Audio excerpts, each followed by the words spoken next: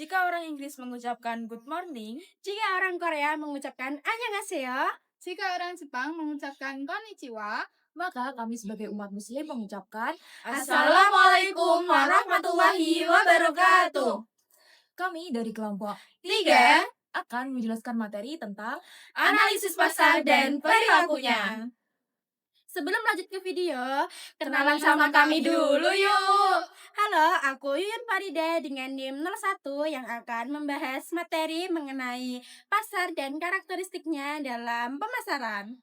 Halo, saya Nur Aida Ramawati dengan NIM 12 akan membahas materi tentang perilaku konsumen dan faktor-faktor psikologis yang mempengaruhinya.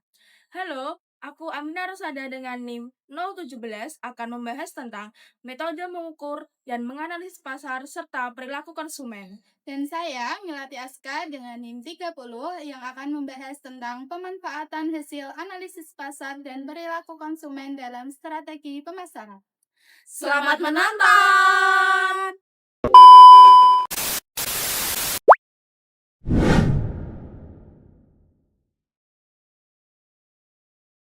Dalam pemasaran, pasar tidak hanya diartikan sebagai tempat bertemunya penjual dan pembeli.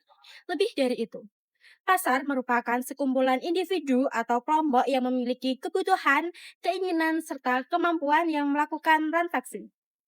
Artinya, seseorang dapat dikatakan sebagai bagian dari pasar jika memenuhi 3 unsur utama, yaitu memiliki kebutuhan, memiliki daya beli, dan memiliki keinginan untuk membeli. Sebagai contoh, seorang mahasiswa mungkin memiliki keinginan untuk membeli smartphone terbaru. Namun, jika belum memiliki kemampuan finansial, maka ia belum termasuk dalam pasar yang efektif. Selain itu, pasar juga bersifat dinamis dan terus berkembang mengikuti perubahan zaman. Secara umum, pasar dapat dibagi menjadi 3 bentuk. Yang pertama adalah pasar tradisional, yang ditandai dengan interaksi langsung antara penjual dan pembeli serta adanya proses tawar-menawar. Yang kedua adalah pasar modern, seperti supermarket yang memiliki harga tetap dan sistem pelayanan mandiri. Dan yang ketiga adalah pasar digital, di mana transaksi dilakukan secara online tanpa batas ruang dan waktu. Pasar digital ini berkembang sangat pesat dan mengubah perilaku konsumen menjadi lebih praktis dan berbasis informasi. Selanjutnya kita masuk ke pembahasan karakteristik pasar. Karakteristik pasar adalah ciri-ciri yang menggambarkan kondisi suatu pasar yang sangat penting untuk dipahami dalam menentukan strategi pemasaran yang tepat. Karakteristik pertama adalah berdasarkan jenis pasar, yaitu pasar konsumen dan pasar bisnis. Pasar konsumen adalah pasar yang terdiri dari individu yang membeli produk untuk kebutuhan pribadi. Biasanya, keputusan pembelian dipengaruhi oleh emosi, tren, dan preferensi pribadi. Sedangkan pasar bisnis adalah pasar yang terdiri dari organisasi atau perusahaan dengan pembelian dalam jumlah besar dan proses pengambilan keputusan yang lebih rasional serta melibatkan banyak pihak. Karakteristik yang kedua adalah berdasarkan struktur persaingan. Struktur persaingan terdiri dari 4 jenis. Yang pertama adalah persaingan sempurna, yaitu pasar dengan banyak penjual dan pembeli serta produk yang seragam. Dalam kondisi ini, penjual tidak memiliki kekuatan untuk menentukan harga sendiri. Yang kedua adalah monopoli, yaitu pasar yang hanya memiliki satu penjual sehingga penjual memiliki kekuatan penuh dalam menentukan harga. Yang ketiga adalah oligopoli, yaitu pasar yang terdiri dari beberapa perusahaan besar di mana keputusan satu perusahaan dapat memengaruhi perusahaan lainnya. Dan yang keempat adalah persaingan monopolistik, yaitu pasar dengan banyak penjual tetapi produk yang ditawarkan memiliki perbedaan atau ciri khas masing-masing sehingga persaingan terjadi melalui diferensi produk. Karakteristik ketiga adalah segmentasi pasar. Segmentasi pasar merupakan proses membagi pasar menjadi kelompok-kelompok tertentu agar perusahaan dapat lebih mudah menentukan target pasar. Segmentasi pasar terdiri dari 4 jenis. Yang pertama adalah segmentasi demografis, yaitu berdasarkan data seperti usia, jenis kelamin, pendapatan, dan pendidikan. Yang kedua adalah segmentasi geografis, yaitu berdasarkan wilayah atau lokasi tempat tinggal konsumen. Yang ketiga adalah segmentasi psikografis, yaitu berdasarkan gaya hidup, kepribadian, dan nilai yang dianut oleh konsumen. Dan yang keempat adalah segmentasi perilaku konsumen, yaitu berdasarkan kebiasaan membeli, tingkat loyalitas, serta manfaat yang dicari oleh konsumen. Selanjutnya, karakteristik pasar juga dapat dilihat dari perkembangan teknologi. Perkembangan teknologi membuat konsumen menjadi lebih mudah dalam mencari informasi, lebih kritis dalam memilih produk, serta memiliki banyak alternatif pilihan. Hal ini membuat persaingan di pasar menjadi semakin ketat. Kemudian, karakteristik pasar juga dipengaruhi oleh perilaku pelaku pasar, yaitu konsumen dan produsen. Perilaku konsumen biasanya dipengaruhi oleh faktor psikologis seperti motivasi, persepsi, dan pengalaman. Sedangkan produsen dipengaruhi oleh tujuan untuk memperoleh keuntungan serta strategi dalam menghadapi persaingan. Terakhir, karakteristik pasar dapat dilihat dari bauran pemasaran atau marketing mix, yaitu produk, harga, tempat, dan promosi. Keempat elemen ini sangat penting karena menentukan bagaimana suatu produk dapat diterima di pasar. Jika strategi produk, harga, distribusi, dan promosi tidak sesuai dengan karakteristik pasar, maka produk tersebut beresiko gagal. Sebagai penutup, dapat disimpulkan bahwa pasar merupakan suatu sistem yang kompleks dan dinamis serta memiliki berbagai karakteristik yang harus dipahami oleh pelaku bisnis. Pemahaman terhadap pasar sangat penting agar strategi pemasaran yang dilakukan dapat tepat sasaran dan mampu bersaing di tengah perkembangan zaman.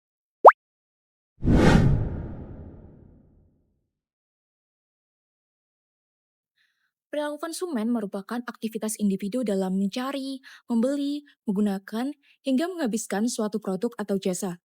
Selain itu, perilaku konsumen juga mencakup proses pengambilan keputusan, baik sebelum maupun setelah melakukan pembelian. Dengan kata lain, perilaku konsumen tidak hanya membahas apa yang dibeli, tapi juga mengapa seseorang memutuskan untuk membeli produk tersebut. Nah, untuk memahami perilaku konsumen, ada beberapa teori yang bisa digunakan. Yang pertama, yaitu teori utilitas dan kepuasan konsumen. Teori utilitas menjelaskan bahwa konsumen cenderung bersikap rasional dalam mengambil keputusan. Mereka akan membandingkan manfaat dan juga biaya, kemudian memilih produk yang memberikan kepuasan paling tinggi.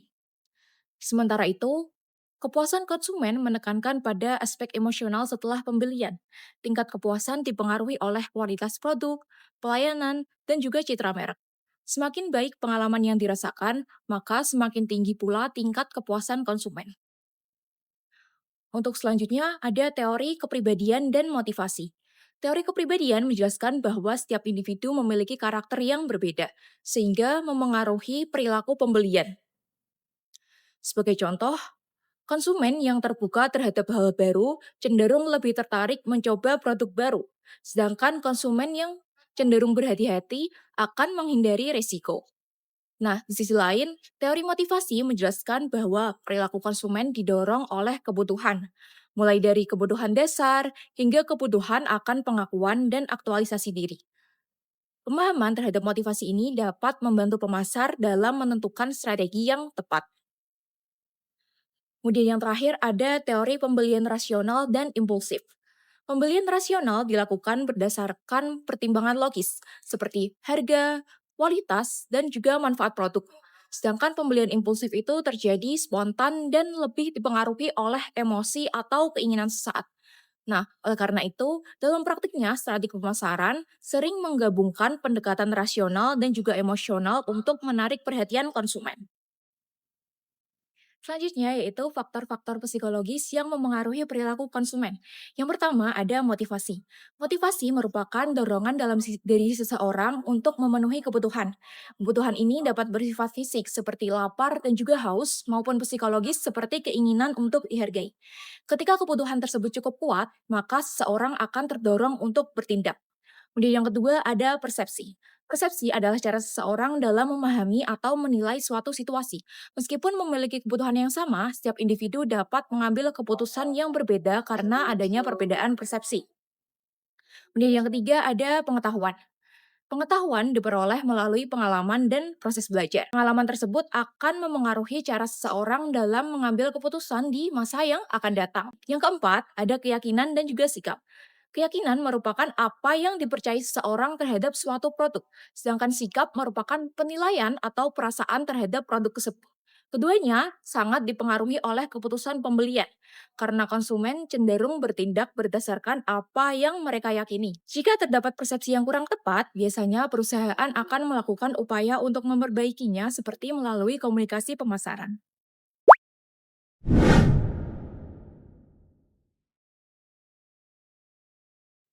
Dalam dunia pemasaran, memahami pasar dan perilaku konsumen sangat penting karena keberhasilan perusahaan ditentukan oleh kemampuannya dalam memenuhi kebutuhan dan keinginan pelanggan lebih baik daripada pesaing.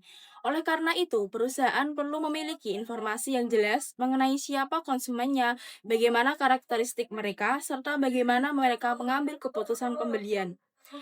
Yang pertama yaitu riset pemasaran. Riset pemasaran merupakan proses pengumpulan dan analisis data untuk membantu perusahaan dalam mengambil keputusan. Riset pasar berfokus pada ukuran dan kondisi pasar suatu produk, sedangkan riset pasar memiliki cangkupan lebih luas karena mencakup seluruh aktivitas pemasaran, mulai dari pengembangan produk, promosi, hingga distribusi. Dengan riset yang baik, perusahaan dapat memahami kondisi pasar secara lebih akurat dan mengurangi resiko kesalahan strategi. Yang kedua yaitu segmentasi, targeting, dan positioning. Dalam strategi pemasaran, terdapat tiga tahapan utama yaitu segmentasi, targeting, dan positioning. Segmentasi adalah proses membagi pasar menjadi beberapa kelompok konsumen yang memiliki karakteristik serupa. Sedangkan targeting adalah memilih segmen mana yang lebih potensial untuk dilayani. Positioning adalah cara perusahaan menempatkan produk di benak konsumen agar berbeda dari pesaing. Agar segmentasi efektif, segmen harus dapat diukur, dijangkau lebih cukup besar dan dibedakan dan dapat dilayani oleh perusahaan. Yang ketiga yaitu analisis perilaku konsumen. Perilaku konsumen mempelajari bagaimana individu memilih, membeli, menggunakan, dan bahkan membuang produk. Keputusan pembelian tidak hanya dipengaruhi oleh harga atau kualitas, tetapi juga oleh faktor psikologis seperti motivasi, persepsi, pengalaman, dan sikap. Beberapa teori yang menjelaskan perilaku konsumen antara lain yang pertama, teori belajar, yang menyatakan bahwa konsumen belajar dari pengalaman. Yang kedua yaitu teori stimulus respon yang menjelaskan bahwa konsumen bereaksi terhadap rangsangan seperti iklan. Dan yang ketiga yaitu teori kognitif yang menekankan peran pikiran dan persepsi dalam pengambilan keputusan. Dan yang keempat yaitu teori psikoanalitis yang menyatakan bahwa keputusan dipengaruhi oleh keinginan yang tidak didasari. Yang keempat yaitu analisis data kuantitatif. Analisis data kuantitatif menggunakan data berbentuk angka dan metode statistik untuk memahami pasar secara objektif. Metode ini dapat digunakan untuk mengukur tingkat permintaan, mengetahui preferensi konsumen, serta menganalisis faktor-faktor yang mempengaruhi keputusan pembelian.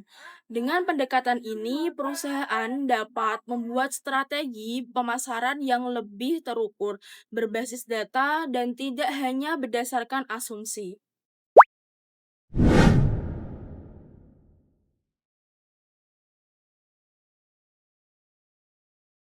Selanjutnya, saya akan mempresentasikan materi tentang pemanfaatan analisis pasar dan perilaku konsumen dalam penentuan strategi pemasaran. Yang pertama yaitu konsep dan pentingnya analisis pasar. Yang pertama, kita bahas tentang analisis pasar. Analisis pasar adalah proses untuk memahami kondisi pasar secara menyeluruh, mulai dari permintaan, penawaran, hingga tingkat persaingan. Selain itu, analisis ini juga melihat ukuran pasar, pertumbuhan, tren, dan karakteristik konsumen. Kenapa ini penting? Karena dengan analisis pasar, perusahaan bisa mengambil keputusan yang lebih tepat dan menghindari kesalahan. Misalnya, salah menentukan target pasar atau membuat produk yang tidak dibutuhkan. Selain itu, analisis pasar juga membantu perusahaan dalam melakukan segmentasi pasar, sehingga strategi pemasaran bisa lebih efektif dan tepat sasaran. Kedua yaitu analisis perilaku konsumen. Selanjutnya kita masuk ke perilaku konsumen. Perilaku konsumen adalah bagaimana seseorang memilih, membeli, dan menggunakan suatu produk. Keputusan konsumen tidak hanya dipengaruhi oleh logika, tapi juga oleh beberapa faktor, yaitu faktor budaya, faktor sosial, faktor pribadi, dan faktor psikologis. Dengan memahami faktor-faktor ini, perusahaan bisa lebih mudah memprediksi kebutuhan konsumen dan menyesuaikan strategi pemasaran. Selain itu, kita juga bisa memahami proses keputusan pembelian, mulai dari munculnya kebutuhan sampai setelah pembelian. Ini penting agar perusahaan bisa memengaruhi konsumen di setiap tahapan tersebut. Yang ketiga yaitu strategi STP. Pertama yaitu segmentasi, yaitu membagi pasar menjadi beberapa kelompok. Yang kedua yaitu targeting, targeting adalah memilih segmen yang paling potensial. Yang ketiga yaitu positioning, yaitu bagaimana produk ingin dipersepsikan oleh konsumen. Semua tahapan ini sangat bergantung pada analisis pasar dan perilaku konsumen. Yang keempat, yaitu ada bauran pemasaran atau marketing mix. Marketing mix terdiri dari 4 hal. Yang pertama yaitu ada produk. Produk harus sesuai dengan kebutuhan konsumen. Yang kedua ada harga. Harga disesuaikan dengan daya beli dan nilai produk. Yang ketiga ada tempat memilih saluran distribusi yang tepat. Yang keempat yaitu ada promosi. Promosi menggunakan media dan pesan yang sesuai. Yang kelima yaitu identifikasi peluang dan ancaman. Analisis pasar juga membantu perusahaan melihat peluang dan ancaman. Contoh peluang yaitu ada tren pasar yang berkembang, teknologi baru, pertumbuhan, permintaan, dan lain-lain. Sedangkan ancaman bisa berupa persaingan yang ketat, perubahan selera konsumen, kondisi ekonomi, dan lain sebagainya. Dengan mengetahui hal ini, perusahaan bisa lebih siap dan adaptif dalam menentukan strategi pemasaran. Yang keenam, yaitu ada kepuasan dan loyalitas konsumen. Selanjutnya, tujuan utama pemasaran adalah kepuasan konsumen. Dengan memahami perilaku konsumen, perusahaan bisa memberikan produk yang sesuai harapan. Jika konsumen puas, maka akan muncul loyalitas seperti pembelian ulang, merekomendasikan ke orang lain, dan lain sebagainya. Hal ini sangat menguntungkan bagi perusahaan dalam jangka panjang. Yang ketujuh yaitu ada dasar pengambilan keputusan. Yang terakhir, analisis pasar dan perilaku konsumen menjadi dasar dalam pengambilan keputusan. Keputusan yang diambil berdasarkan data biasanya lebih akurat dibandingkan hanya berdasarkan intuisi. Contohnya, pengembangan produk baru, penentuan harga, dan strategi promosi, sehingga risiko kesalahan bisa diminimalkan. Itulah video penjelasan dari kelompok kami. Kami harap semoga teman-teman dapat memahami penjelasan kami dengan baik. Kami mohon maaf apabila ada kesalahan kata maupun perbuatan dalam video ini. Sekian dari kami, terima kasih. Wassalamualaikum warahmatullahi wabarakatuh.